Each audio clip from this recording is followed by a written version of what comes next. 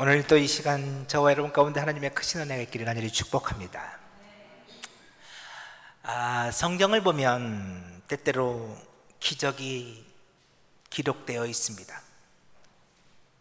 그래서 사람들은 이런 기적들을 바라보며 내게도 그런 기적들이 나타났으면 좋겠다고 생각합니다. 그러나 성경에 기록된 이런 기적들은 표적임을 알아야 합니다. 마가복음 2장을 보면 한 사건이 기록되어 있습니다. 사람들이 한 중풍병자를 데리고 예수님께 나왔습니다. 그 중풍병자를 데리고 온 사람들에게는 믿음이 있었습니다. 어떤 믿음입니까? 지붕을 뚫는 믿음이었습니다. 군대에서 그런 구호를 외칩니다. 안 되면 되게 하라. 그런 것 같습니다. 이들은 엄청난 믿음을 가지고 있는 것처럼 보입니다. 그렇다면 그들이 예수님께 가졌던 믿음은 어떤 믿음일까요? 그들이 지붕을 뚫고 이 중풍병자를 침상채 닫아내며 가졌던 믿음 말입니다. 아마 그들은 이런 믿음을 가지고 있었을 겁니다. 예수님이라면 이 중풍병자를 고칠 수 있다. 그런데 문제가 발생합니다. 그들은 중풍병자가 고침받기를 위해서 지붕을 뚫었는데 예수님은 그를 향하여 이렇게 말씀하십니다. 내 죄사함을 받았느니라. 그 순간 사람들이 웅성거리기 시작합니다. 왜 그랬을까요? 그것은 그들이 원했던 것이 아니었기 때문입니다. 그들은 예수님을 믿었습니다. 어떤 예수님이요? 중풍병자를 고쳐주시는 예수님, 내 병을 치료해 주시고 내 삶의 문제를 해결해 주시는 예수님. 그런데 예수님은 죄사함에 대해서 말씀하십니다. 그래서 사람들은 웅성거리고 있습니다. 그때 예수님께서 이렇게 물으십니다. 우리 9절 말씀 앞에 보이시죠? 함께 읽어보겠습니다. 시작. 중풍병자에게 내 죄사함을 받았느니라 하는 말과 일어난 내 상을 가지고 걸어가라는 말 중에서 어느 것이 쉽겠느냐. 아멘. 자, 우리말 성경에는요, 어느 것이 쉽겠느냐라고 번역되어 있는데요, 이 쉽겠느냐라는 단어가 헬라어로 유코포테로스입니다. 근데 이 유코포테로스라는 단어는 합성어예요. 먼저 헬라어로 코포스라는 단어가 있습니다. 이 코포스는요, 상처, 고통, 아픔을 말하는 단어인데요, 어떤 상처냐면 어떤 날카로운 것에 베어진 상처입니다. 어떤 날카로운 것이 나를 찔러왔고 나를 뱄습니다.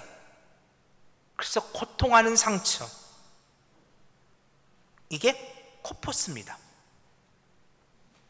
근데 그 앞에 유스라는 단어가 붙어 있어요. 이 헬라어 유스는요, 비교급이에요. 더욱 좋은, 더욱 건전한, 이런 뜻을 갖고 있어요. 그래서 우리 흔히 유스 호스텔, 청소년들이 가는 그 숙소를 유스 호스텔이라고 하잖아요. 그렇죠? 그 앞에 호스텔 앞에 붙어 있는 유스, 이게 비교급이에요. 더욱 건전하다, 더욱 좋다, 그 청소년들이 가기에 안전하다, 이런 뜻을 갖고 있잖아요. 이게 헬라어 유스에서 나온다는데요. 그러니까 유스 코포스, 이게 유코포테로스인데요, 이건 무슨 뜻이냐면 어떤 날카로운 데 찔리고 베어져서 상처를 입어요. 그런데 그래도 괜찮아요. 이건 그럴 만한 가치가 있어요. 지금 예수님께서 십자가를 말씀하시는 것이거든요. 예수님께서 십자가에 고통을 당하실 거예요. 상처를 입으실 거예요. 죽임을 당하실 거예요.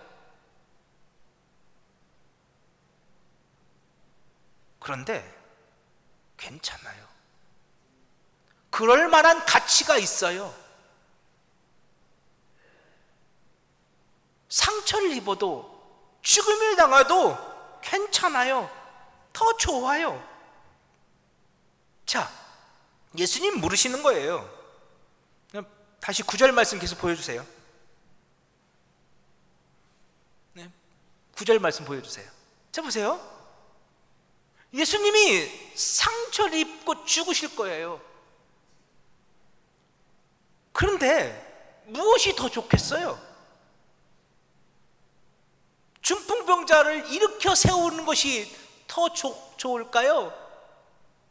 네 죄사함을 받았느니라 예수님께서 죄사함을 해주시는 것이 더 우리에게 더 좋을까요? 어떤 것이 예수님 십자가 지시는 그 고통당하시는 것을 더 십자가를 죽으시면서도 더 괜찮다, 나는 괜찮아 말씀하시는 것일까요?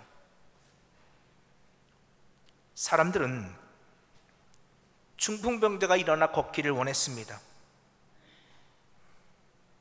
그러나 예수님께서 십자가에서 죽으신 이유는 우리의 죄 때문이라는 거예요.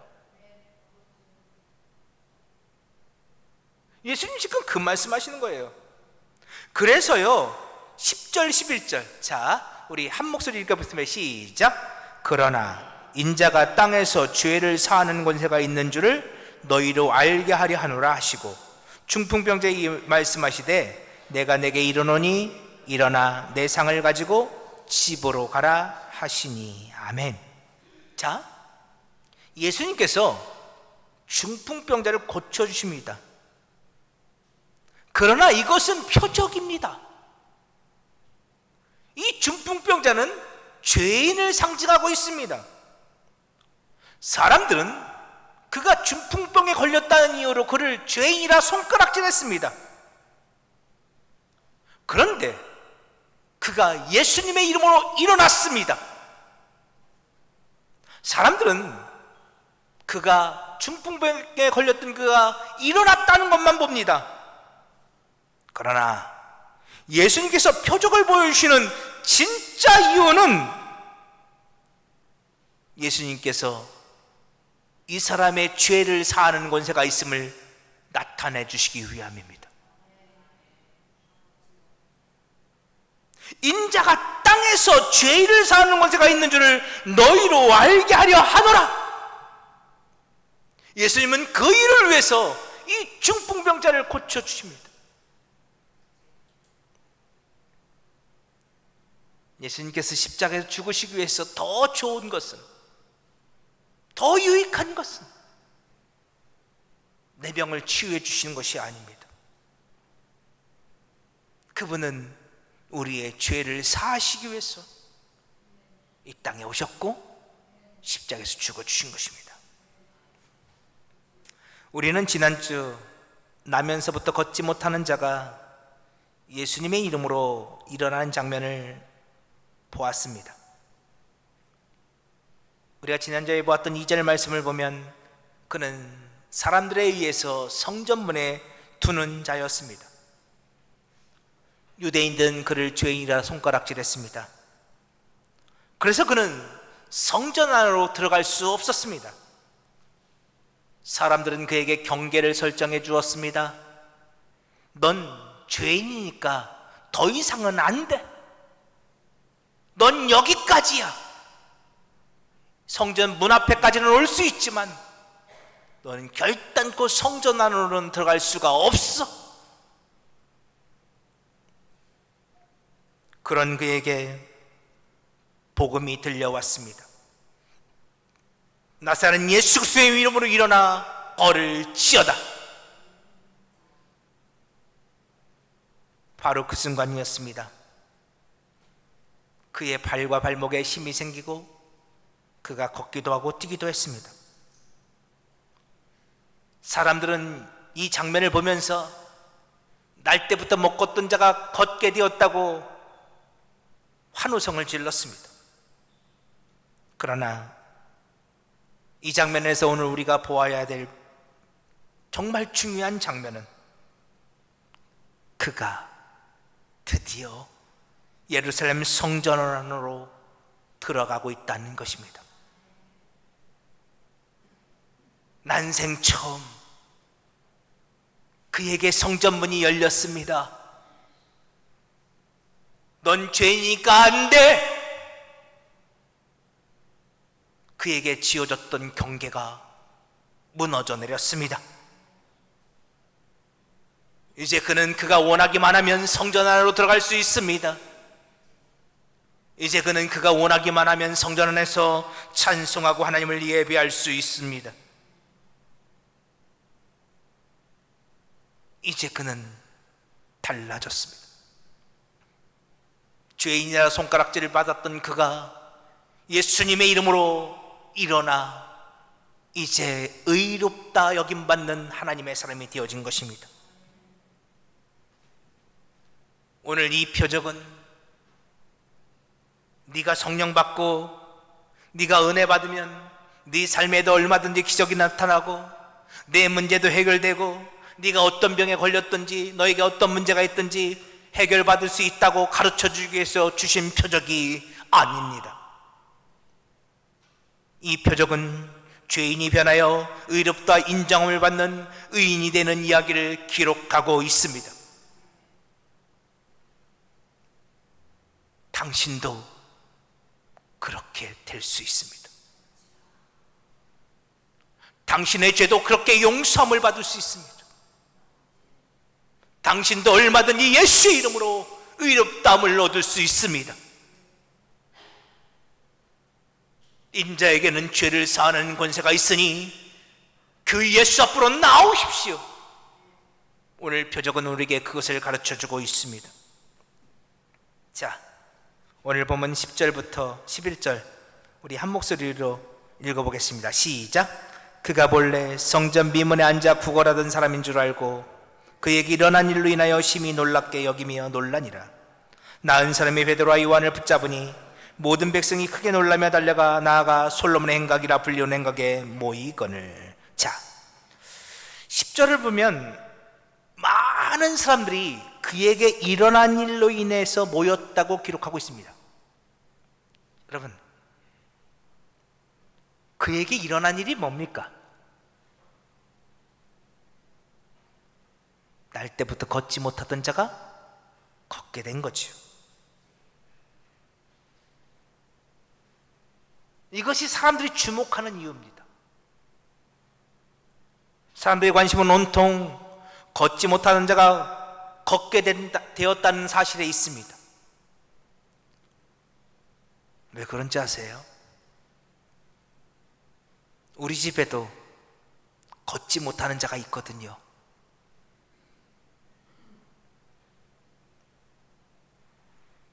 지난주 추석 명절을 보내며 가슴 아픈 전화를 여러 통 받았습니다. 어제는 저희 신학교 동기 목사님의 아들이 태권도 선수였어요. 그것도 전도 유명한 국가대표를 바라보는 태권도 선수였어요. 근데 운동을 하다가 갑자기 쓰러져 하나님의 부름을 받았습니다.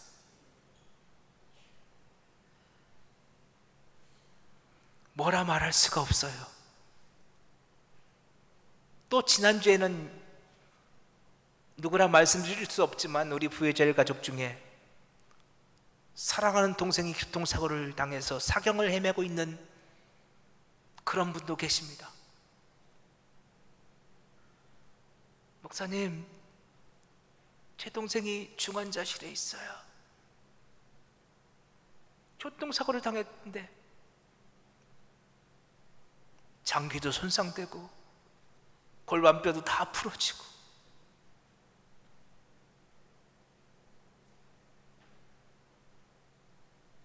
사람의 힘으로는 방법이 없는 거예요. 여러분, 이런 현실 속에서 어느 날 때부터 안진뱅이였던 사람이 일어났대. 여러분, 그러면 관심을 안 가진 사람이 누가 있겠습니까? 저는 목사입니다. 복음의 핵심이 예수임을 압니다. 그리고 그 예수께서 우리의 죄 문제를 해결해 주시기 위해서 이 땅에 오셨음을 압니다. 그래서 저는 날마다 이곳에서 여러분에게 복음을 전하기를 원합니다. 그럼에도 불구하고 성도들이 당하는 아픔과 고통을 바라보며 날마다 걷지 못하는 자들이 일어나기를 기도하고 있습니다. 하나님, 제발요,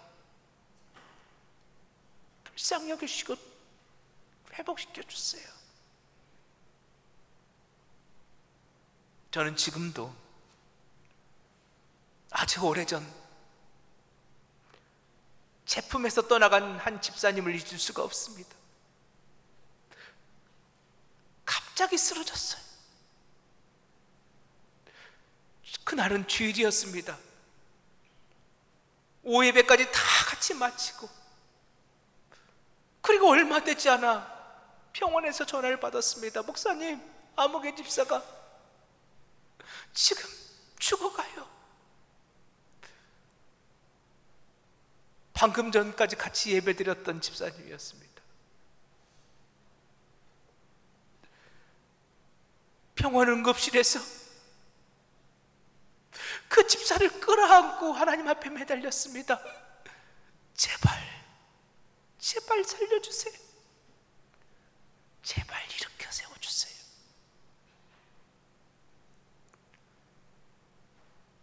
여러분, 목사인 제 마음이 그렇습니다. 아마 여러분의 마음도 그럴 겁니다. 네, 우리는 그런 예수를 기대합니다. 우리 집에도 걷지 못하는 자가 있으니 하나님, 제발 그 걷지 못한 자를 일으켜 세워주세요. 그러니 그런 소문이 들려왔을 때 그냥 있을 사람 아무도 없습니다. 하나님, 우리 아들 좀, 하나님, 우리 아버지 좀, 하나님, 우리 동생 좀 일으켜 세워주세요. 그러니 날 때부터 걷지 못했던 자가 일어났다는 소식을 듣고 사람들이 구름대처럼 몰려들었습니다. 그런데 12절 우리 함께 읽어보겠습니다. 시작. 베드로가 이것을 보고 백성에게 말하되, 이스라엘 사람들아, 이 일을 왜 놀랍게 여기느냐? 우리 개인의 권능과 경건으로 이 사람을 걷게 한 것처럼 왜 우리를 주목하느냐? 베드로가 외칩니다. 여러분, 왜 이 일을 놀랍게 여기십니까? 여러분, 날 때부터 걷지 못하는 자가 걸었다니까요? 놀랄 만한 일이 맞지 않습니까? 근데 베드로는 이 일이 놀랄 만한 일이 아니라는 겁니다. 왜 그랬을까요? 더 놀라운 일이 있기 때문입니다. 날 때부터 걷지 못한 자가 걷는 것, 물론 놀라운 일입니다. 우리는 그런 일을 기대하고 있습니다. 그런데 우리 삶에 날 때부터 걷지 못한 자가 걷는 것보다 더 놀라운 일이 있다는 겁니다. 그게 뭔지 아세요? 지옥의 불구덩이 속에서 내가 끄집어내서 하나님 나라의 백성이 된 겁니다.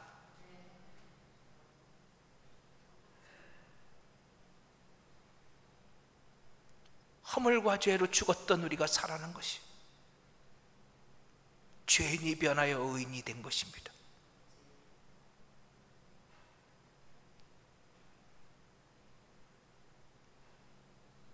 하나 베드로는 말합니다. 계속 보여주세요. 왜 우리를 주목하십니까? 이건 내가 한 일이 아닌데 왜 내가 한 것처럼 우리를 주목하십니까? 요즘 많이 유행하는 말 중에 관종이라는 말이 있습니다. 들어보셨어요? 관종. 관심종자라는 뜻이래요. 그러니까 사람들에게는 다른 사람들부터 관심받고 싶은 욕구, 사랑받고 싶은 욕구, 인정받고 싶은 욕구가 있다는 거예요. 그게 관심종자, 관종이에요. 다른 사람에게 주목받고 싶은 욕구가 있어요. 여러분, 원래 베드로가 그랬어요. 마태복음 14장을 보면요, 예수님께서 풍랑 있는 바다 위를 걸어오셔요. 그러자 베드로가 이렇게 요청해요. 예수님, 나도 물 위를 걷고 싶어요. 나도 물 위 좀 걷게 해주세요. 그러자 예수님이 순순히 그래? 한번 해봐. 오라 하십니다.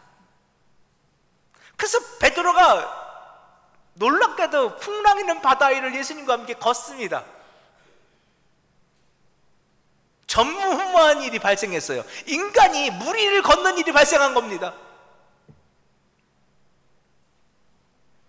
여러분, 이 사건은 정말 중요한 의미를 담고 있어요. 예수님께서 왜 베드로가 바다 위를 걷기를 원합니다라고 말할 때 오라 하셨는지 아세요?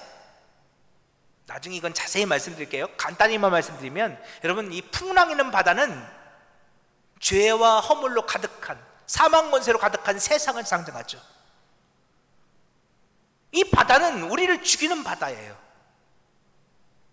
죄와 사망 권세로 가득한 바다예요. 그 바다가 날마다 우리를 덮쳐옵니다.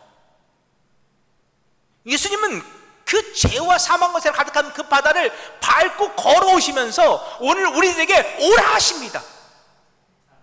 여러분, 교회 공동체는요, 죄와 사망의 바다를 밟고 걸 수 있어야 합니다. 그 죄와 사망 가운데 빠져들어가는 공동체가 되어서는 안 됩니다.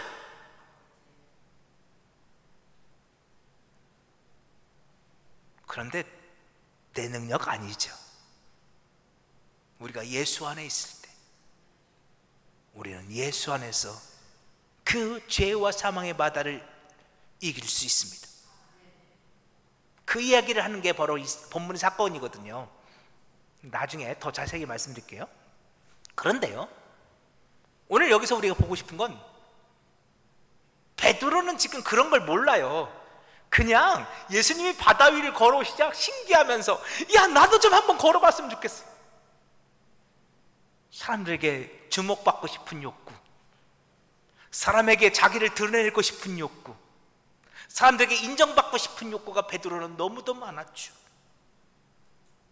여러분, 그것이 베드로의 모습이었고 그것이 오늘 우리들의 모습이기도 합니다. 얼마 전에 어떤 분이 저한테 그러셨어요. 목사님, 관종이세요? 진짜 그랬다니까요, 누가? 제가 깜짝 놀랐어요. 그런데 저 관종 맞습니다. 인정받고 싶고 주목받고 싶습니다. 제 안에는 그런 욕구 있어요. 아, 우리 목사님 설교 잘하셔. 그런 말 듣고 싶은 욕구. 요즘 찬양이 안 나와서 힘든데, 아, 우리 목사님 정말 은혜롭게 찬양하셔.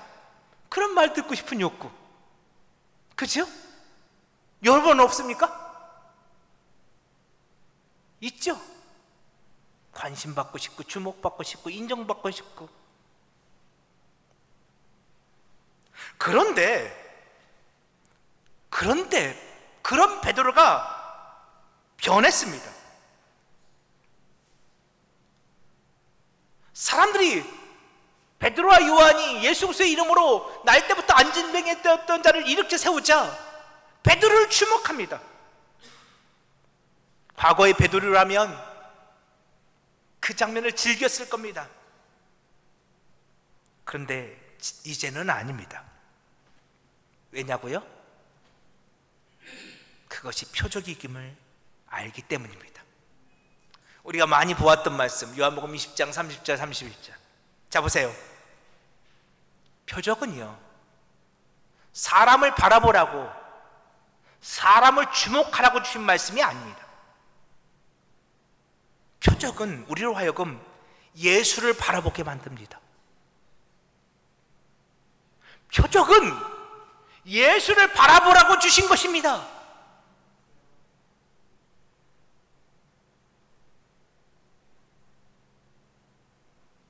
그러므로 성령 받은 사람은 결단코 자기를 드러내려 하지 않습니다. 아니, 성령 받은 사람은 자신이 죄인 중에 괴수일 뿐임을 압니다. 그러니 사람들이 자신을 주목하려 할 때 펄쩍펄쩍 뛰는 겁니다. 여러분, 왜 저를 주목하십니까? 전 여러분과 똑같은 죄인일 뿐입니다. 예수를 바라보십시오. 성령 받은 사람은 자신을 주목하는 사람들을 예수님께로 이끌어갑니다.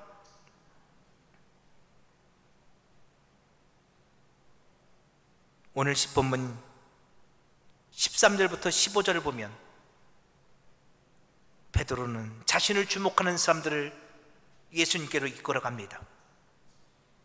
계속해서 베드로는 예수를 말합니다. 그런데 어떤 예수입니까? 십자가에서 죽임당한 예수입니다.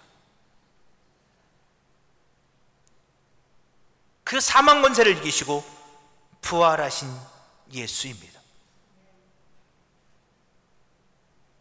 그리고 여기에 중요한 것이 또 하나 있습니다. 15절 보세요. 15절.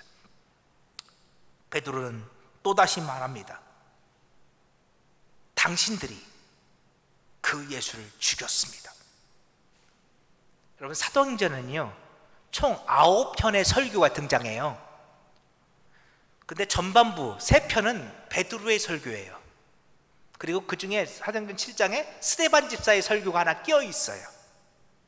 그래서 3편은 베드로, 1편은 스데반 집사. 그리고 나머지는 다 사도 바울의 설교예요. 근데 그 설교를 누가 하든 아니면 어떤 곳에 하든 사도행전에 기록된 설교는요, 하나같이 당신이 예수를 죽였습니다, 당신이 죄인입니다 로 시작됩니다. 9편의 설교가 동일합니다. 우리가 얼마 전에도 그 말씀을 나눴지만 다시 말씀드립니다. 내가 예수를 십자가에 못 박은 죄인임을 알아야 합니다. 그러나 사도행전에 나오는 9편의 설교는 거기서 설교가 끝나지 않습니다. 당신이 예수를 십자가에 못 박아 죽였습니다. 그러나 그 예수를 하나님께서 살리셨습니다. 그리고 다시 산 그분이 우리를 죄에서 구원하셨습니다 로 나아갑니다. 그래서 오늘 보면 16절 우리 한 목소리 같이 읽어보시면 시작. 그 이름을 믿음으로 그 이름이 너희가 보고 아는 이 사람을 성하게 하였나니 예수로 말미암아 난 믿음이 너희 모든 사람 앞에서 이같이 완전히 낫게 하였느니라. 아멘. 예수 그 이름이 이 사람을 성하게 하고 완전히 낫게 했습니다. 여러분, 여기서 우리가 중요하게 봐야 할 건 마지막에 이 사람을 완전히 낫게 했다는 말입니다. 이게 헬라어로 홀로콜레로스라는 단어인데요, 여러분, 이 홀로콜레로스는 모든 부분이 완전하다는 뜻입니다. 완벽해요. 불완전한 것이 없어요. 조금도 부족한 것이 없어요. 이게 홀로콜레로스예요. 근데 여러분, 잘 생각해 보세요. 날 때부터 걷지 못한 자가 예수의 이름으로 일어났습니다. 그러면 그는 완벽하게 고침을 받았을까요? 그의 오장육부 머리부터 발끝까지 그는 완벽해졌을까요? 아니요. 그죠? 그에게는 또 다른 지병이 있었을지도 몰라요. 그에게는 또 다른 육체의 질구가 있었을지 몰라요. 여러분, 이 말씀은 그런 말씀이 아니에요. 그 이름이 이같이 완전히 낫게 했다는 이 말씀은 그의 몸을 완전히 치료했다는 말이 아니에요.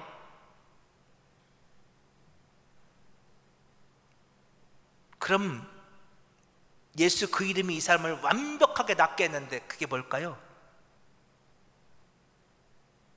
이것은 그의 죄가 없음을 말씀하시는 말씀이에요. 그는 날 때부터 걷지 못했어요. 그는 사람들에게 죄인이다 손가락질 받았어요. 그런데 예수께서 그를 일으켜 주시는 이 표적 사건을 통해서 죄인 되었던 그가 의롭다함을 받게 되었어요. 이제 그는 완벽해졌어요. 그는 이제 완전해졌어요. 그래서요 19절이 중요해요. 자, 19절 우리 같이 읽어보겠습니다. 시작. 그러므로 너희가 회개하고 돌이켜 너희 죄 없이 함을 받으라. 이같이 하면 새롭게 되는 날이 주 앞으로부터 이를 것이요. 아멘. 베드로는 외쳐요.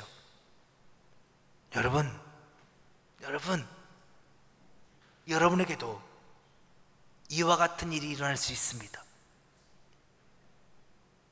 여러분도 이 날 때부터 걷지 못했던 사람이 일어난 것 같은 그런 놀라운 은혜를 여러분도 경험할 수 있습니다. 그러니 회개하고 돌이키십시오. 그럼 당신도 이 사람이 완벽한 의인이 된 것처럼 당신도 죄 없다 여기심을 받게 될 것입니다. 그리고 당신에게도 새롭게 되는 날이 이르게 될 것입니다. 죄 없다함을 받고 새롭게 되는 날이 있습니다. 여러분, 이 새롭게 되다는 단어가 또 중요한데요, 헬라어로 아납시코라는 단어입니다. 아납시코.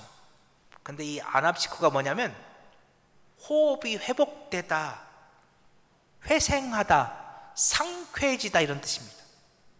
호흡이 회복되는 거예요. 제가 호흡 얘기는 요즘 할 말이 참 많거든요.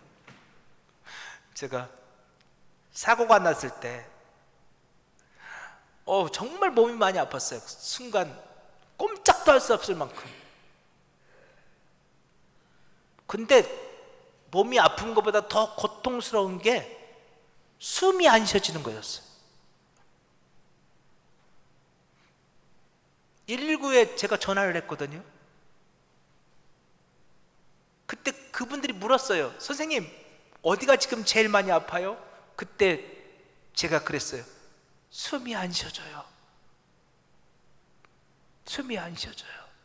말이 안 나와요. 그리고 병원에서 일주일 넘게 산소호흡기를 끼고 있었어요. 가끔 치료를 받느라고 산소호흡기를 빼어놓으면요, 머리가 깨질 듯이 아팠어요. 산소 수치가 막 떨어지면서 머리가 너무너무 아프더라고요. 아직도 제 호흡이 정상이 아니에요. 그래서 오늘도 우리 장로님이 사회도 봐주시고, 말은 좀 그래도 제가 지금 말하는데 이렇게 울리거든요. 제 갈비뼈가. 근데 참을만 해요. 근데 찬양은 정말 안 나와요, 목소리가.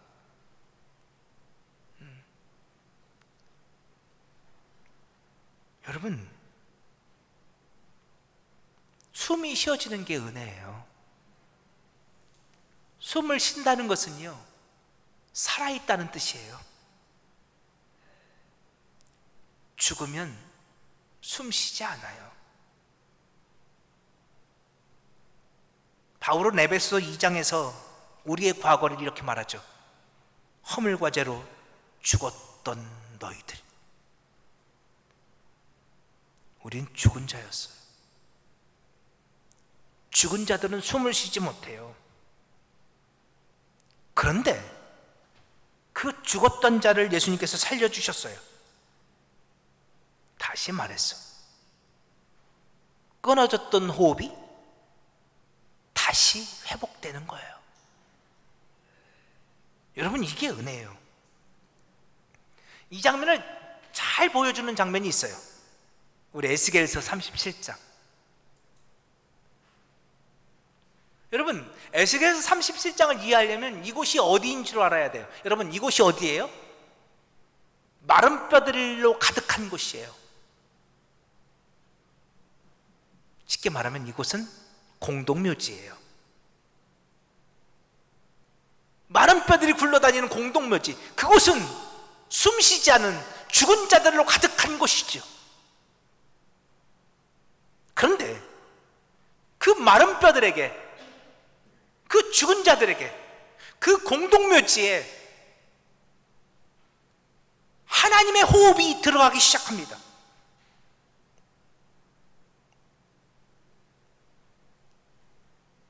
바로 그 순간이었습니다.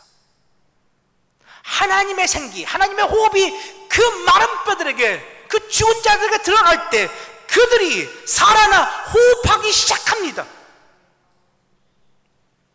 여러분, 그 마른 뼈들은 1차적으로는 바벨론 포로로 끌려간 이스라엘 백성들을 상징하고 있습니다. 이스라엘의 회복을 말하죠. 그러나 궁극적으로는 허물과 죄로 죽었던 오늘 우리들을 상징하고 있습니다. 허물과 죄로 죽었던 우리들, 마른 뼈와 같은 오늘 우리들, 소망 없던 오늘 우리들. 그런데 그들에게 하나님의 생기, 하나님의 호흡이 들어오자 그들이 살아나 호흡하게 되고 그들이 마침내 하나님의 군대로, 하나님의 교회 공동체로 서게 되는 것입니다. 죽은 자가 살아나는 역사, 이것이 일관된 성경의 메시지입니다. 성경은 말합니다. 당신이 회개하고 돌이켜 십자가에서 죽으신 예수를 바라본다면, 그 예수를 주목한다면, 그 예수께서 당신에게도 그 호흡을 넣어주실 것입니다.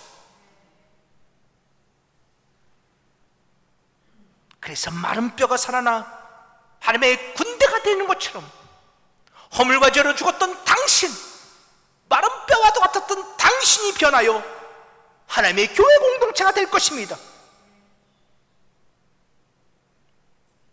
에스겔 30장 5절 말씀 다시 한번 보여주세요. 너희에게 생기가 들어갈 때 너희가 살아나리라. 그것처럼 오늘 보면 19절은 이렇게 말합니다. 그러므로 너희가 회개하고 돌이켜 너희 죄 없이 함을 받으라. 이같이 하면 새롭게 되는 날이, 너희에게 끊어졌던 호흡이 회복되는 날이, 죽었던 마른 뼈가 살아나는 바로 그 날이, 허물과 죄로 죽었던 너희들이 다시 회복되는 그 날이 반드시 이를 것이다. 이것이 초대교회 베드로의 설교입니다. 이것이 예수께서 성전 미문에서 안진뱅이를 일으키는 표적을 보여주신 이유입니다.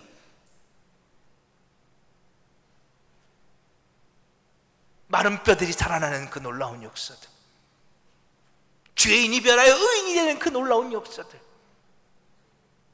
허물과 죄로 죽었던 그들에게 하나님의 호흡이, 하나님의 생기가 불어넣어져 그들이 다시 살아난 하나님의 교회 공동체로 우뚝 세우는 역사들, 이것을 말해주기 위해서 하나님은 예수의 이름으로 성전 문에서 날 때부터 걷지 못한 자를 이렇게 세우신 것입니다.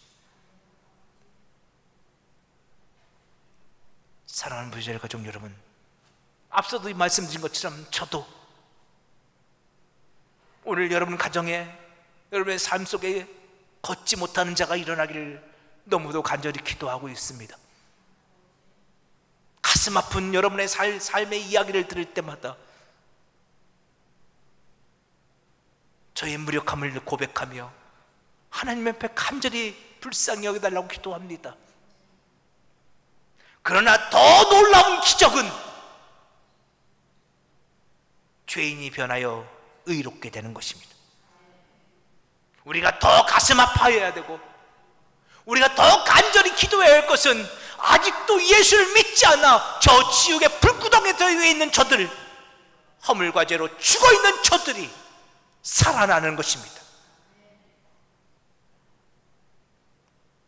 예수님은 그 일을 위해 이 땅에 오셨고, 그 일을 위해 이 땅에서 표적을 보여주셨습니다. 그러니 저 마른 뼈들이 살아남을 위하여 우리도 함께 기도합시다.